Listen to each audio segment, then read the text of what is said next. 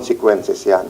Having said that, it's on the record naman that Mr. Yang was his advisor. And ako, nakatutok din ako sa developments. Nanonood din ako kung ano mangyayari. Ang akin lang kasi, di ba, just like kay former Secretary Harry Roque, iklaro natin kung ano yung accusation and let's make sure kompleto yung facts, di ba?